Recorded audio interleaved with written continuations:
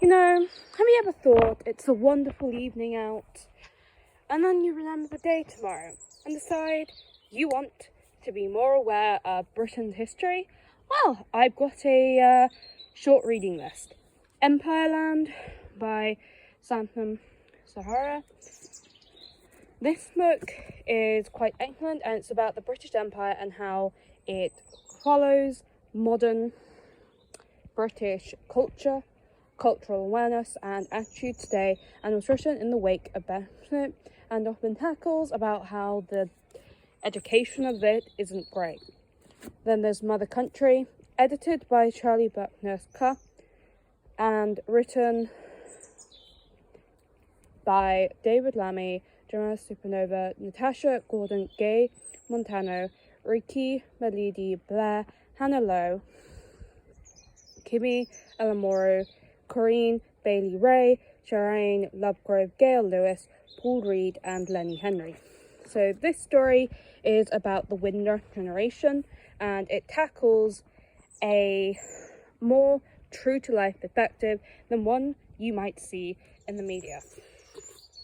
There's obviously this one, Why I'm No Longer Talking to White People About Race, by Rani Edo-Lunge. So this is actually the second edition that was published post 2004. So it sparked the national conversation about the eradicated black history that isn't actually taught or may not be aware of, and the link between class and race. Then, of course, there's this book, Rab Julia Nuremberg, on being Jewish. So she is one of the foremost English rabbis in the country, and in this book she talks about how her Jewish identity is linked to her British identity and vice versa, and historically speaking, a lot of historical anti-Semitism that's happened in the UK and abroad.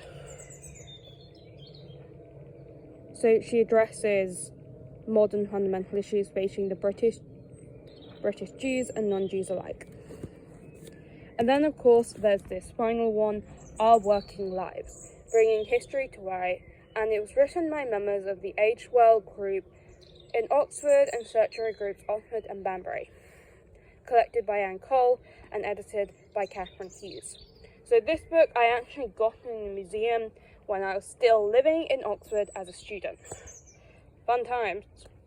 And yeah, it basically has a collection of stories from the modern working class in Britain, often by the workers themselves in their own words. So this has a range of viewpoints and memories and talks about the workplace.